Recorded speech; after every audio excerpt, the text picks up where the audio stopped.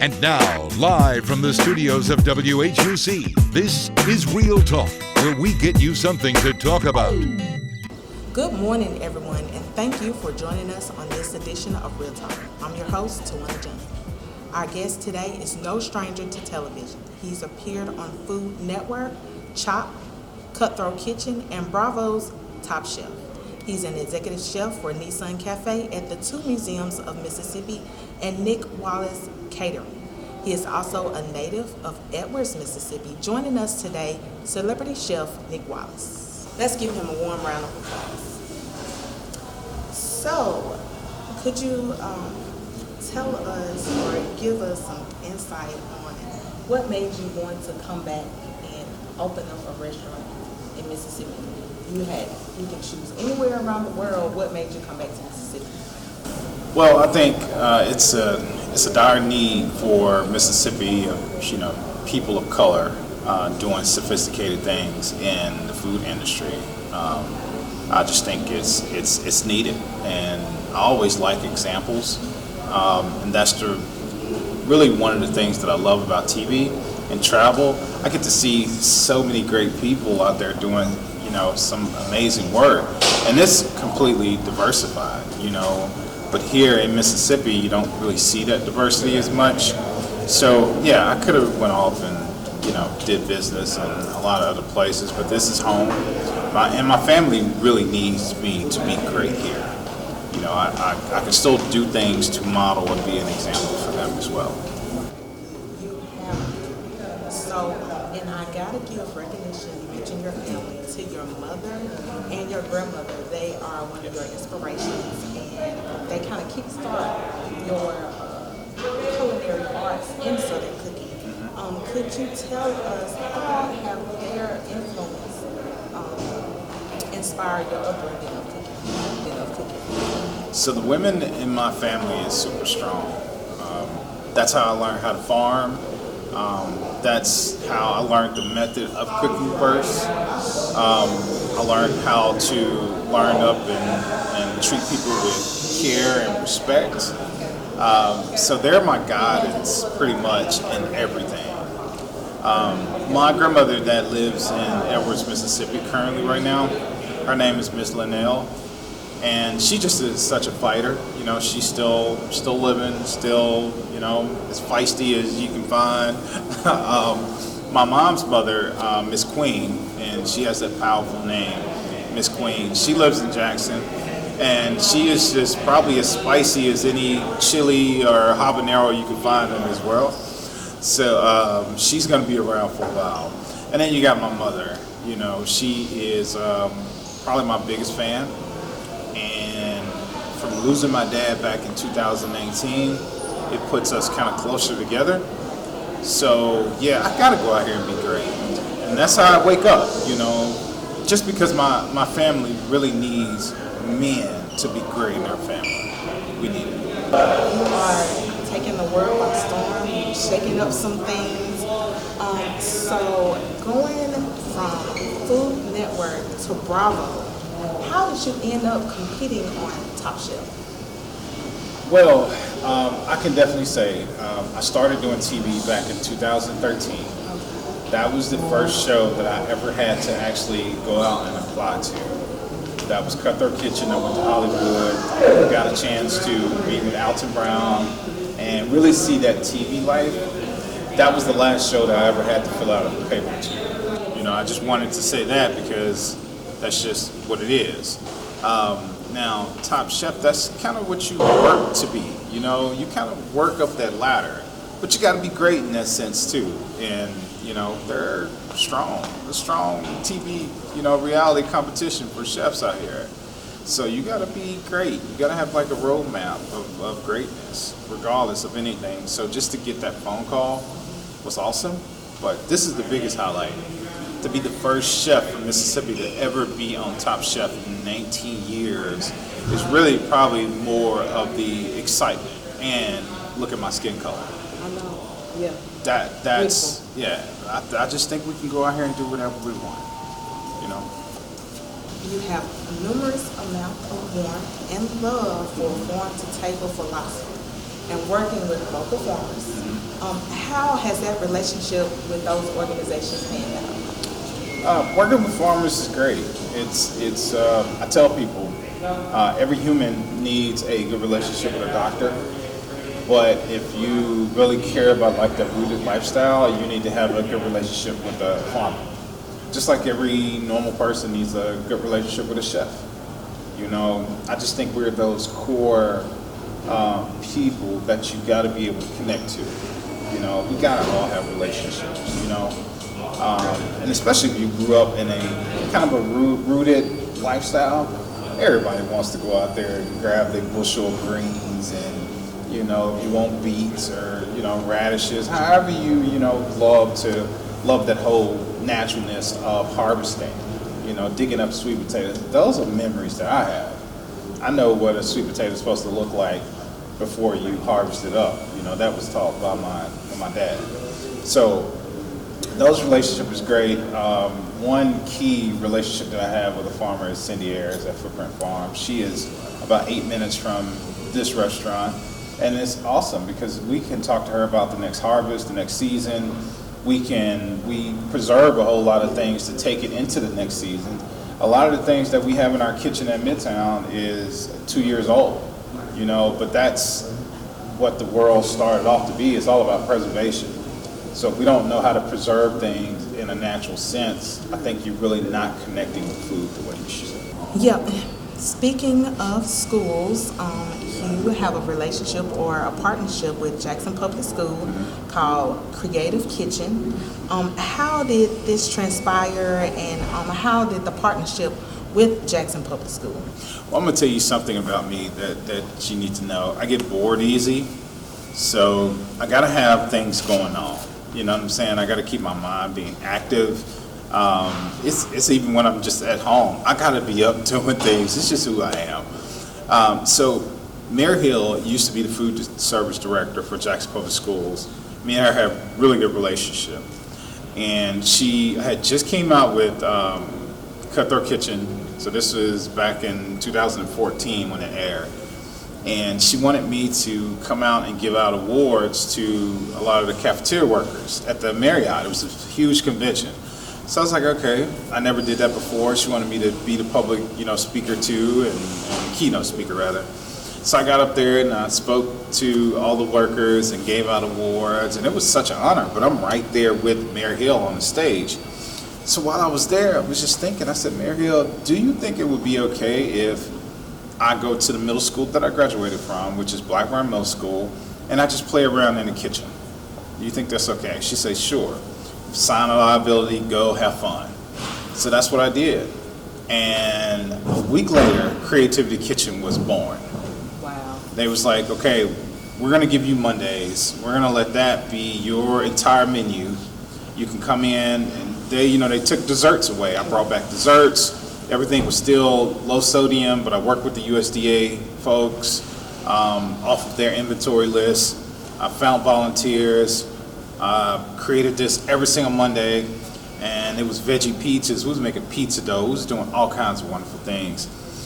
But the thing that kind of rattled a lot of principals, and because it was 12 other middle schools, they called for a district meeting, and they wanted me there.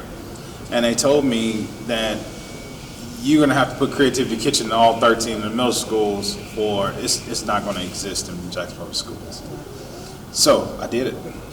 And I had Creativity Kitchen my own day on Mondays inside every middle school for 2.5 years until the pandemic hit. Great, I love it. Yeah, and it was just, it was just a simple discussion of just like we're having right now. And it's just like, you tell me to go or I tell you to go, and you just make it happen. Well, when we come back, we will take a quick break with more of Chef Nick Wallace on Real Talk. Thanks. Real Talk will be right back after this. For more than 4 decades, you have trusted us to be the #1 college news source that cares for you from the beginning to the end. So now, we're proud to say that we've won the Mississippi Association of Broadcasters Awards. And we will continue to try to keep you knowledgeable and focused on stories that are happening around you. We are Heinz's very own WHUC News 7, named number 1 by the Mississippi Association of Broadcasters. And now, Real Talk continues. Welcome back to Real Talk. For those of you who are just joining us on this edition of Real Talk, we are talking with Celebrity Chef Nick Wallace. He is on season 19 of Bravo's Top Chef. Let's get back to more of Chef Nick. Chef Nick, with Creative Kitchen and working with Jackson Public Schools, and you mentioned during the pandemic, all of the 13 schools. So now that the pandemic is over with, how are you going to incorporate those programs back? So, the pandemic has taught me a huge lesson. And I think, for a lot of entrepreneurs, for a lot of us gifted people, the pandemic has really put fire up on us.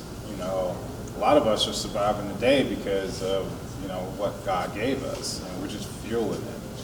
So right now, I'm in a sense that I really want to put Creativity Kitchen in all the public schools for the state of Mississippi. That's what I want to do. So I've been vetting and talking to colleges of, coming in and partnering with me. I want to put Creativity Kitchen in a specification book. I want to be able to have it on video. I want to be able to ship that to all the schools for everybody to be able to do that same thing, because I know this sparked the energy with the kids. And going to a grocery store and all that, it's a lot of fame from it, because it's a lot of thankful parents. But I think we can create that throughout the whole state of Mississippi. And it doesn't have to be everything Nick Wallace. We have a lot of great, talented people throughout Mississippi. This Creativity Kitchen could be by Sarah, whoever it might be, and those could be in her community. But we can give you kind of like that roadmap that's already been designed. Now you take it and be great for your own community. So that's what I'm looking to do. Well, I'm so excited I can't wait for your program to be in all of those schools, especially Clinton. There's Raymond, Rankin, Bolton. Yeah. Those are the areas that I'm targeting first, so I hope you know that. Yes. I wanted to know a little bit more background of your professional cooking, like what school did you attend, and how do you incorporate your French cuisine that you love with your Southern food, which you grew up on? Yeah. So I am a Jackson Public School. I started off at Isabel, then to Blackburn, then to Jim Hill, and then I graduated from a private school because I don't know if it was enough discipline for me there with my mom chasing down me and my sister for so long, because I honestly kind of steered left in a way. I probably had a little too much freedom when I was 16 and 17, so my mom had to redirect me. So she actually snatched me out of Jackson Public Schools. But that was that moment. You know how things can snatch you and it gets your attention? That got my attention because I knew she meant business. But it was all in right. And me and my mom talk about it still to this day. Like, I appreciate you keeping me straight. When I was veering off the road, like you was just waking me up, throw dash some water in my face, whatever you was doing. Which I adore and I just appreciate.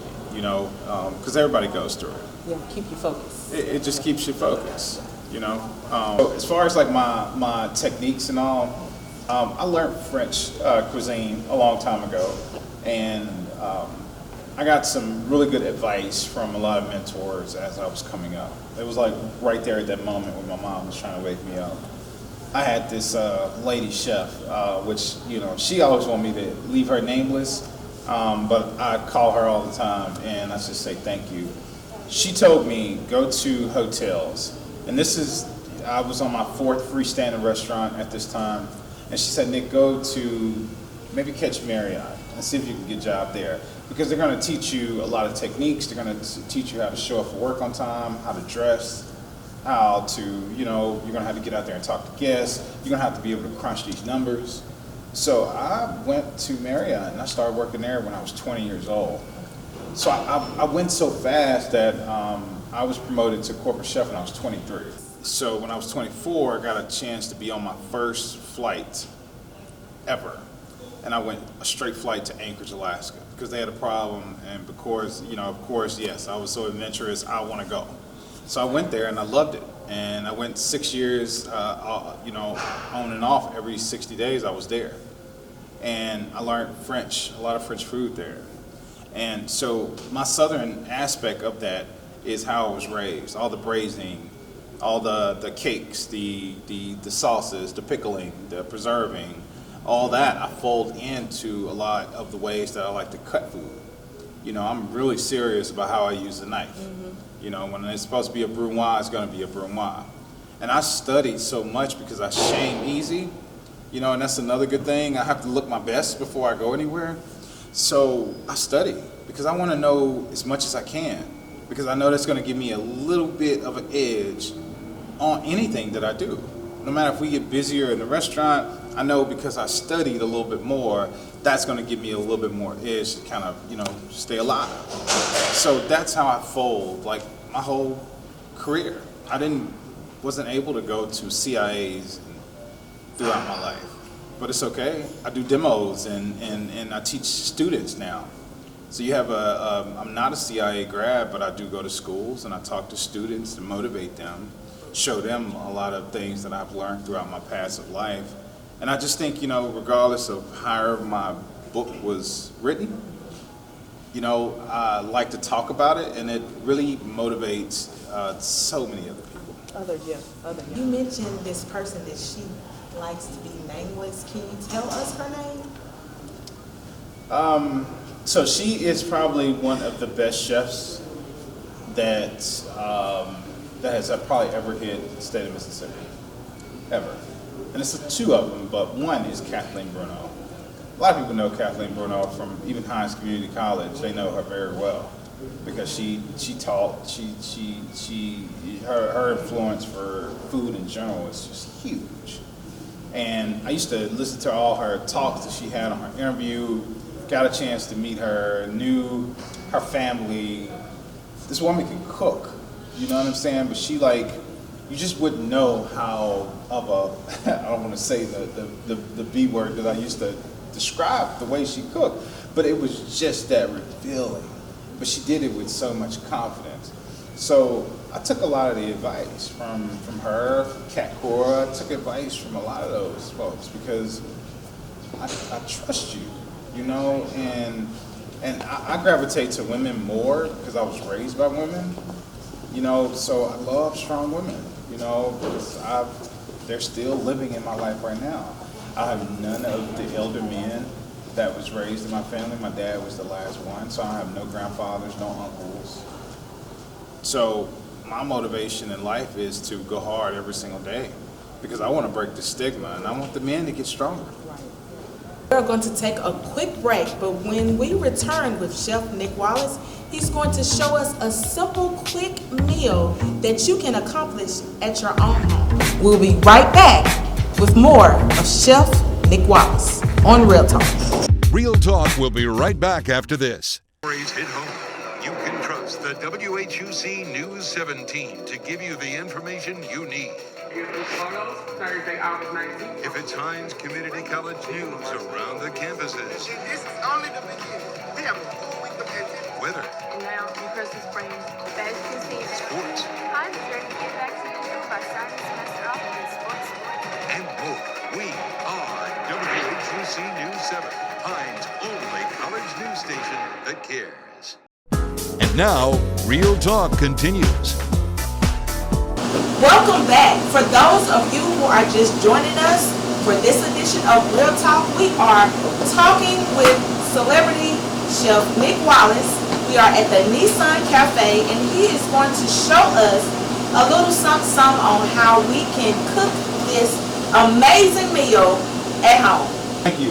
Thank you for coming in the kitchen. You'll get a chance to see a lot of the strength really that pushes me forward, and that's the team. Right. Because I can't do everything. We have a wonderful, wonderful team atmosphere here. But anyway, we'll get to that. So I wanted to start off by showing you, and hopefully you won't mind eating this.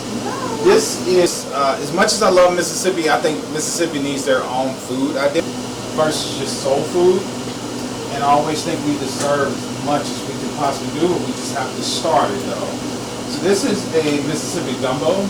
So I wanted, gumbo is traditionally not from Mississippi, it's from other areas, but we can still cook gumbo and make it our own.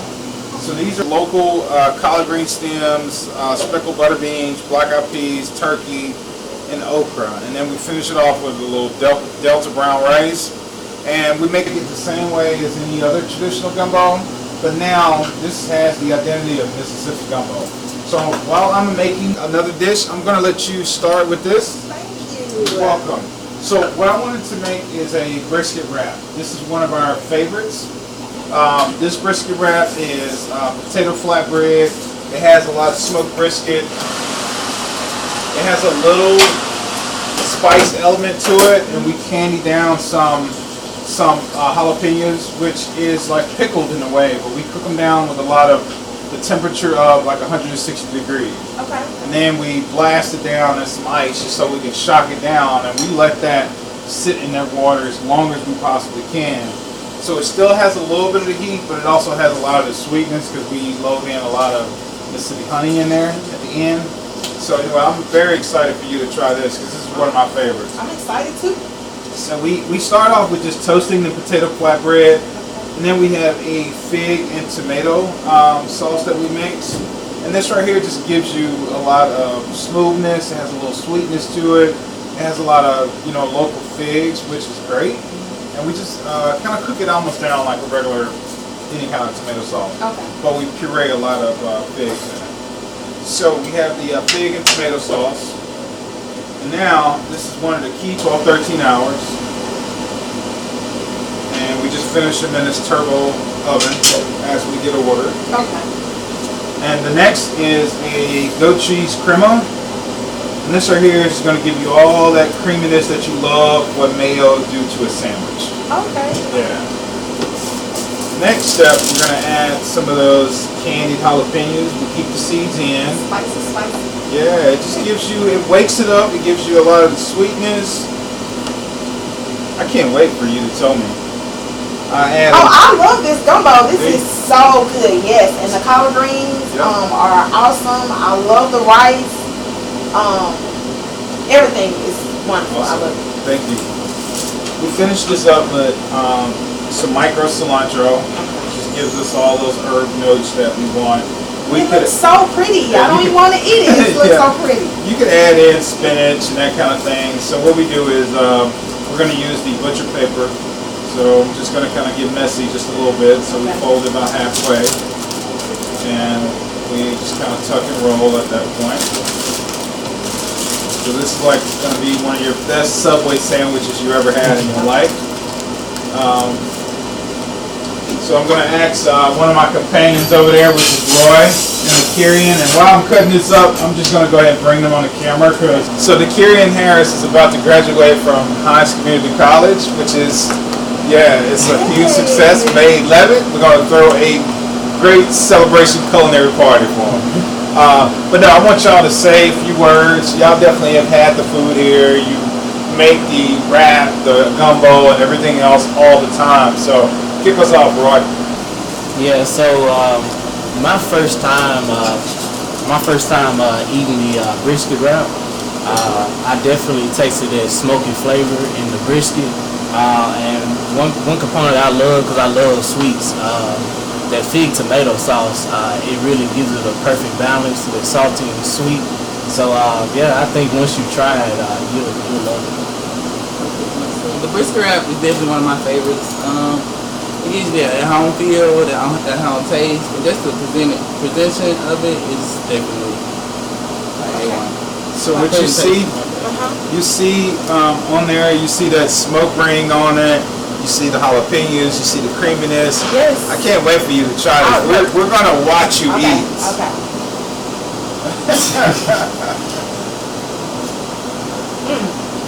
Super.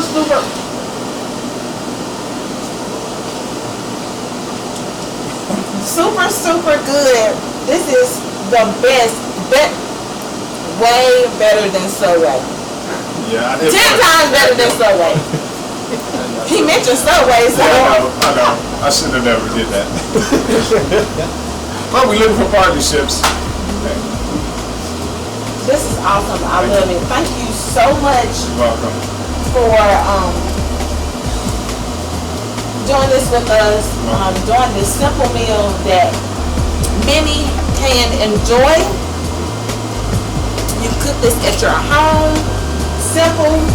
He gave us some simple meals, farm to table, with Chef Nick Wallace. Thank you for joining us on this edition of Real Talk. I'm your host, Tewana Johnson. Remember to subscribe and follow us on YouTube and Facebook, WHUC News Team. Again, I'm your host, Tewana Johnson. Have a wonderful day.